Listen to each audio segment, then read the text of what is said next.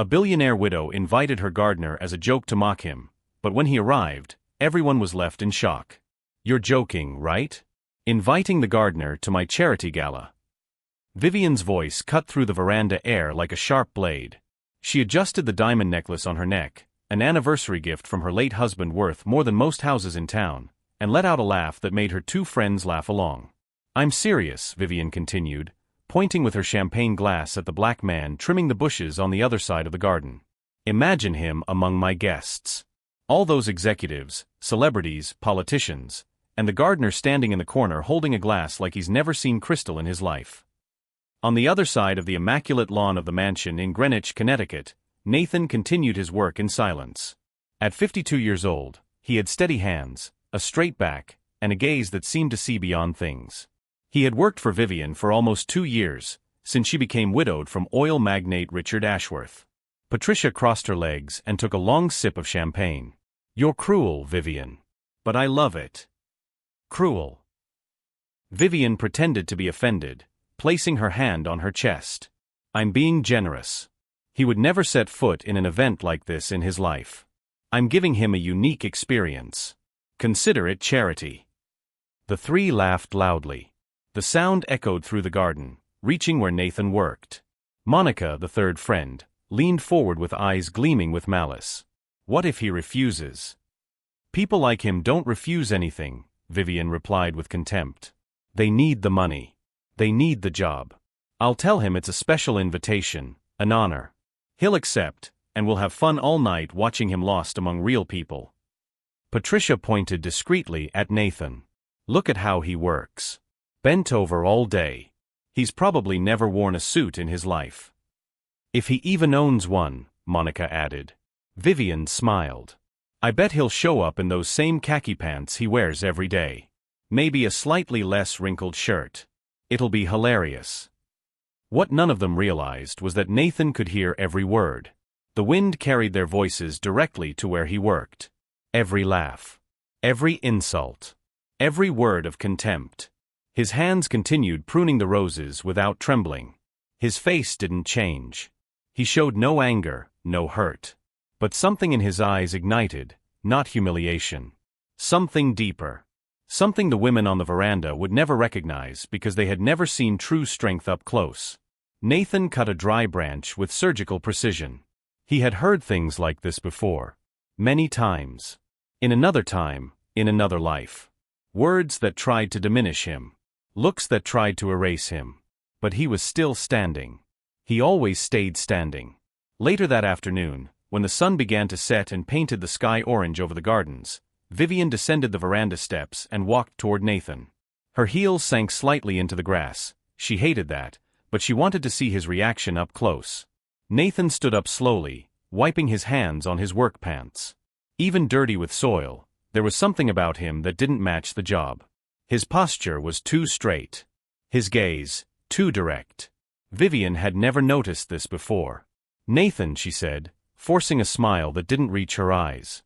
"I have a special proposal for you." "Yes, Mrs. Ashworth." His voice was calm, deep, unhurried. This irritated Vivian for some reason she couldn't explain. "My charity gala is on Saturday. 300 guests. The elite of New York and Connecticut. Businessmen, artists, people who actually matter in this country." She paused dramatically, savoring the moment. "And I would like you to come." Nathan looked at her for a long moment. His dark eyes met hers without looking away. Without blinking. His face remained completely calm, impossible to read. "As a guest?" he asked. "As my special guest," she emphasized, barely able to hide her satisfied smile. "After all, you take such good care of my garden. You deserve a different night. A night to see how it is on the other side." From the veranda, Patricia and Monica watched the scene with hands over their mouths, already laughing softly in anticipation. Nathan nodded slowly. "Just once. I appreciate the invitation, Mrs. Ashworth. So you'll come?" "I'll be there." The answer was so simple, so devoid of exaggerated gratitude or nervousness, that Vivian frowned slightly. She expected him to stutter. To ask what to wear. To show some sign of inadequacy, of inferiority. To thank her repeatedly for the honor of attending. But Nathan simply returned to work, as if she had asked about the weather forecast. Vivian stood there for a second, not knowing how to react. Then she spun on her heels and returned to her friends, her brow still furrowed. "Strange," she murmured as she sat down. "What did he say?" Patricia asked eagerly, leaning forward. "He accepted. But he didn't seem impressed. Not at all." Monica shrugged, dismissing the observation. "He probably doesn't understand the size of the event. People like that don't understand these things. They have no sense of the real world." "He probably thinks it's a backyard barbecue," Patricia added, and the three laughed again. Vivian agreed, raising the glass to her lips.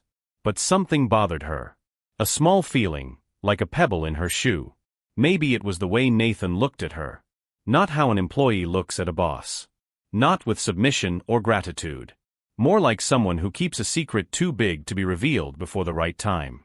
"It doesn't matter," she said aloud, more to herself than to her friends. "Saturday will be unforgettable." That night, after all the lights in the mansion went out and silence took over the property, Nathan entered his small apartment above the garage. The space was simple: a narrow bed, a wooden table, a chair, a small stove. The walls were white and empty. Anyone who entered would think it was the room of someone who had nothing. But there was something that didn't fit with the rest. In the corner, under a gray tarp, was a polished mahogany box with the initials NC engraved in gold on the lid. The box was elegant, antique, clearly expensive. Completely out of place in that humble room. Nathan walked to it slowly. His steps were silent on the wooden floor. He knelt before the box. His fingers touched the lid with a gentleness that contrasted with his calloused hands from working in the earth. Like someone visiting a grave. Like someone touching a memory that hurts. He didn't open it. Not yet. He stayed there for a long moment, breathing slowly, looking at the golden initials. "She wants a joke," he said quietly to himself. "She wants to see the gardener lost among the rich." A shadow of a smile crossed his lips. It wasn't a happy smile. It was the smile of someone who knows something others don't know. Let's see who laughs in the end. He stood up and went to the window. From there, he could see the mansion illuminated by the moon. The veranda where they had laughed at him. The garden he tended with his own hands. What Vivian Ashworth didn't know, what no one in that mansion knew, was that Nathan wasn't just a gardener. The mahogany box held a story she could never imagine. And Saturday's gala would be a night that would change everything. The following days passed like any other at the Ashworth mansion. Nathan arrived early, tended the garden, and returned to his apartment at dusk. Vivian barely looked at him, except when she wanted to laugh with her friends. "Have you thought about what you're going to wear, Nathan?" she asked on Wednesday while he was planting tulips near the fountain. "I already have something in mind, Mrs. Ashworth." Patricia, who was visiting, stifled a laugh. "I bet it's that plaid shirt he wears on Sundays." Nathan didn't respond. He just kept working. That night, alone in his apartment, he finally opened the mahogany box. Inside were things that didn't match a gardener's life. A three-piece suit in dark graphite, Italian cut, fine fabric, clearly custom-made. A gold watch with the initials NC engraved on the back. A pair of black leather Oxford shoes, impeccably preserved. And at the bottom, a leather folder with documents and old photographs. Nathan picked up one of the photos. In it, a younger man himself, perhaps 20 years ago, stood in front of an imposing building in Manhattan. He wore a suit similar to the one in the box. Beside him, a gray-haired white man smiled with his arm around his shoulder. On the back of the photo, a handwritten dedication, "To Nathan, my partner, my friend, my brother by choice. Richard." Richard Ashworth. Vivian's late husband. Nathan stared at the photo for a long time. His eyes shimmered with something between longing and pain. "You never told her, did you, Richard?" he murmured. "Never told her who I was. Who we were." He set the photo aside and picked up a yellowed newspaper clipping. The headline read, "Carter and Ashworth, the duo that revolutionized New York real estate." Below, a photo of the two young businessmen, Nathan Carter and Richard Ashworth, shaking hands at the inauguration of their first major project. All of that belonged to another life. A life Nathan chose to leave behind 12 years ago, after a tragedy destroyed his family and he decided to disappear from the world he knew. He closed the folder and picked up the suit. His fingers ran over the fabric like reuniting with an old friend. The next morning, Nathan left early and went to a small tailor shop in downtown Greenwich. The owner, an elderly Italian man named Giuseppe, looked at the suit with expert eyes. "Armani," Giuseppe said, impressed. "Vintage. Late 90s. Perfect cut." "I need it to look like new," Nathan said. Giuseppe nodded slowly. "For when?" "Saturday." The tailor smiled. "I'll make it look like it just came out of the store." Back at the mansion, Vivian was ecstatic with the gala preparations. A team of decorators was transforming the main hall. Flowers arrived in trucks. A giant tent was being set up in the side garden. "It's going to be the night of the year," she said on the phone. 300 people. Press coverage. Everything perfect. She hung up and saw Nathan passing by with a tool cart. "Nathan," she called. He stopped. "Yes, Mrs. Ashworth." "The event starts at 8. Arrive at 7:30. Use the service entrance." "Service entrance?" Vivian smiled coldly. "You're not going to enter through the front door, are you? That would be strange. The guests might think you're someone." Nathan looked at her for a second. Something crossed his face, something Vivian couldn't identify. "As you prefer, Mrs. Ashworth." She waved her hand, dismissing him, and returned to her calls. On Friday night, Nathan picked up the suit from the tailor shop. Giuseppe had done an impeccable job. The fabric shone under the light. The creases were perfect. "Whoever wears this," Giuseppe said, handing over the hanger, "will look like a king." Nathan paid in cash and went home. In the apartment, he placed the suit on the bed and stared at it. Beside it, the gold watch. The polished shoes. The photo of him with Richard. Tomorrow would be the day. Vivian wanted a spectacle. She wanted to see the gardener humiliated in front of her rich guests. She wanted to laugh. She wanted to prove that people like him didn't belong in her world. What she didn't know was that Nathan had already belonged to that world. Had helped build it. Had been the partner of the very man whose money now paid for the diamonds around her neck. Nathan picked up the photo once more. "You told me to take care of her if something happened to you," he said quietly to Richard's image. "And I tried. The only way I knew how. But she never saw me as a person." He placed the photo inside the suit pocket. "Tomorrow she'll see." Saturday arrived with a clear, perfect sky over Greenwich. The Ashworth mansion sparkled like a palace. Golden lights illuminated the gardens. Luxury cars lined up at the entrance. Women in haute couture dresses and men in impeccable tuxedos climbed the front entrance steps. Vivian was radiant. Her red dress cost more than most people earned in a year. She received guests with wide smiles and calculated hugs. "Darling, everything is wonderful," Patricia whispered beside her. "And the gardener? Has he arrived?" Vivian looked at her watch. 8:15. "He's probably lost looking for the service entrance." Monica approached, laughing. "I can't wait to see his outfit." The three exchanged knowing glances. The hall was already full when something began to change. First, it was just a few glances directed at the main entrance. Then, the murmurs. Then, a wave of silence began spreading through the room like water spilled on a table. Vivian frowned. "What's happening?" She turned to look in the same direction as everyone else. And her heart stopped.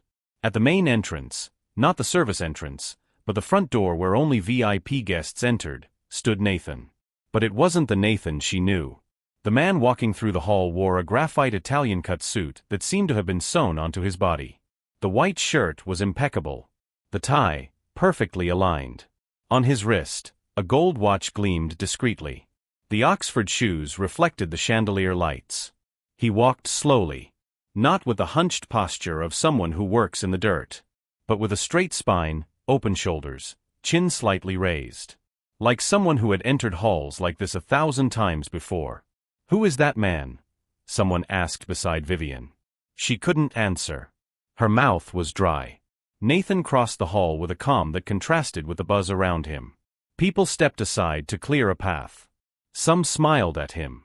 Others tried to identify him. An elderly man with white hair stopped talking and widened his eyes. He took a step forward, studying Nathan's face. "Wait," the man said loudly. "I know you." The hall became even quieter. The man approached Nathan. "Nathan?" "Nathan Carter." Nathan stopped and smiled slightly. "Hello, William. It's been a while." William Richardson, one of Wall Street's oldest investors and a personal friend of Richard Ashworth, grabbed Nathan's shoulders with both hands. "My God," William said, his voice choked. "We thought you had died. You disappeared 12 years ago without a trace." Richard was devastated. Murmurs exploded through the hall. Nathan Carter? The Nathan Carter? The founding partner of Ashworth and Carter. The one who built half of Manhattan with Richard? I read about him. He was a genius. Disappeared after his wife and daughter died in that accident. Vivian felt her legs weaken. She leaned on Patricia's arm. "This isn't possible," she whispered. "He's my gardener. My gardener." Nathan finally looked at her. Their eyes met across the crowded hall. He didn't smile with scorn. He showed no anger. He just looked at her with absolute calm. Then he walked toward her. The entire hall watched. "Mrs. Ashworth," Nathan said, his voice deep and clear. "Thank you for the invitation." Vivian opened her mouth, but no sound came out. William approached, still holding Nathan's arm. "Vivian, didn't you know? Nathan and Richard were like brothers. They started the company together in the basement of an apartment in Brooklyn. Everything Richard built was with this man by his side." Patricia and Monica were paralyzed. This is impossible," Vivian finally managed to say. "Why would you be working as a gardener in my house?" Nathan looked at her for a long moment. "Because Richard asked me to." He took something from his jacket pocket. A letter. The envelope was yellowed with time. "Before he died, Richard came to me. He knew I had isolated myself from the world after losing my family. But he asked me a favor." Nathan extended the letter to Vivian. "He asked me to take care of you. To make sure you would be okay." Vivian took the letter with trembling hands. She recognized her husband's handwriting immediately. "I came as a gardener because I didn't want your money. I didn't want recognition. I just wanted to honor the promise I made to my friend." Nathan paused. "But you never saw me as a person. To you, I was just someone to ridicule." Tears began streaming down Vivian's face, smudging her perfect makeup. "I didn't know," she whispered. "I didn't know." "No," Nathan said calmly. "You didn't want to know. That's different." The silence in the hall was absolute. William cleared his throat. "Nathan, you should speak. Tell people what really happened. Your story, the company, everything." Nathan shook his head. "I didn't come here for that. I came because I was invited. And now." He looked around the hall, at all the shocked faces. "I think my work here is done." He turned to leave. "Nathan, wait," Vivian called, her voice broken. He stopped but didn't turn around. "Please," she said. "I'm sorry." Nathan stood still for a second. Then, without looking back, he replied, "Forgiveness isn't something you ask for. It's something you earn through your actions." And he walked out through the same front door he had entered, leaving 300 guests in silence and a billionaire widow crying in the middle of her own hall. The news spread like wildfire. The morning after the gala, Nathan Carter's name was everywhere. Newspapers, business websites, social media. The story of the billionaire who disappeared 12 years ago and was found working as a gardener at his former partner's mansion went viral within hours. "The ghost of Wall Street reappears," said one headline. "Nathan Carter, the man who abandoned a fortune to honor a promise," proclaimed another. Reporters surrounded the gates of the Ashworth mansion. Television cameras were parked on the street for days. Everyone wanted to know more about the mysterious man who had shocked Connecticut's elite. Vivian didn't leave the house for a week. Locked in her room, she read Richard's letter dozens of times. Her husband's words pierced her like needles. "Vivian, my love. If you're reading this, it's because I'm already gone. There's something I never told you. Nathan Carter was the brother life gave me. We built everything together. When he lost his wife and daughter in that accident, he also lost the will to live. He disappeared from the world. But I found him. And I asked him to take care of you when I was gone. Not for money. Nathan never wanted money. But because he is the most upright person I've ever known. If he's there, Vivian, treat him well. He deserves it. She sobbed until she had no more tears. How could she have been so blind? So cruel? Richard had left a guardian for her, and she had treated him like garbage. Patricia and Monica vanished. They didn't answer calls. They didn't respond to messages. When the spotlight turned against Vivian, the friends who had laughed by her side disappeared like smoke. Alone, Vivian began to rethink every moment of the past 2 years. Every time she humiliated Nathan. Every joke. Every look of contempt. He heard everything. Endured everything. And still, he kept taking care of her. Of her garden. Of the promise he made to his friend. 3 weeks after the gala, Vivian finally found the courage to go out. She discovered where Nathan was living, a small apartment in New Haven. Simple. Modest. Nothing like the life he could have. When he opened the door and saw her, he showed no surprise. He simply stepped aside to let her in. The apartment was clean and organized. On the shelf, Vivian saw a photo of a beautiful woman and a girl of about 8 years old. The family he lost. I came to apologize, Vivian said, her voice weak. A real apology. Not because I was found out. But because I was wrong. Nathan remained silent. I've read Richard's letter so many times I've memorized every word, she continued. He loved you. And I was unable to see what was right in front of me. She took something from her purse. A thick envelope. This is for you. Your share of the company. Richard left instructions in his will, but the lawyers could never find you. It's 12 years of dividends. Millions of dollars. Nathan looked at the envelope but didn't take it. I didn't come for money, Vivian. I know, she said, tears returning. But it's yours by right. Richard wanted you to have it. She placed the envelope on the table. And there's one more thing. Vivian took a deep breath. I'm going to donate half of my fortune to the foundation Richard wanted to create. The one you two planned together. Housing for low-income families. Nathan finally looked her in the eyes. I remember, he said softly. It was his dream. It was both your dream. Vivian wiped her tears. Let me make it happen. For Richard. And maybe to start redeeming myself for what I did. Silence hung between them for a long moment. Then Nathan nodded. Just once. Richard would be happy. Vivian let out a sigh that seemed to carry years of weight. A year later, the Carter Ashworth Foundation inaugurated its first housing complex in Brooklyn, in the exact same neighborhood where 2 young friends had started a dream decades ago. Nathan was at the ceremony.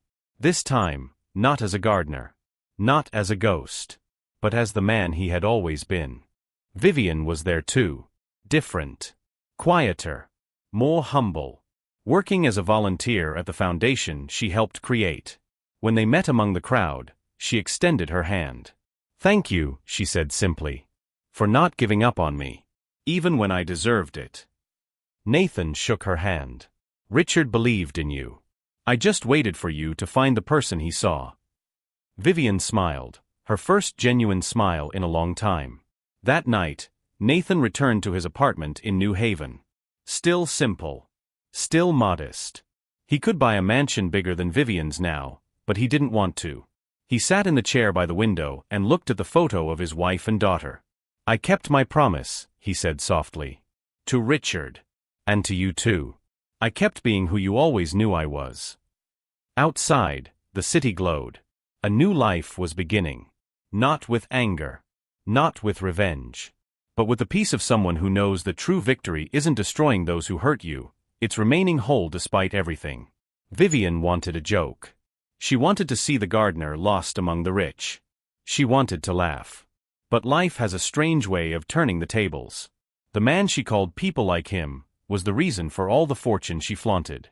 And in the end, it was he who taught her the most valuable lesson that no amount of money can buy. People are not defined by the work they do, but by the character they carry. Nathan Carter could have publicly exposed Vivian. He could have destroyed her reputation. He could have demanded every cent that was his by right. But he chose another path.